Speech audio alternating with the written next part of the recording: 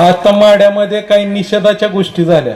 माडा नगरपंचायतीचे नगराध्यक्षांना काय तर आपल्या लोकप्रतिनिधींनी लिहून मागितलं की तुम्ही पुढच्या नगरपंचायतीला उभा राहणार नाही, स्टॅम्पवर लिहून द्या। मग आणि एवढं मोठं नेतृत्व करत असणारे आज ते वेगळ्या पक्षात आहेत, पण शेवटी आपल्या तालुक्यातले। आणि अशा परिस्थितीमध्ये काही ही मंडळी कुठल्याही थराला राजकारणात चाललेली आहे।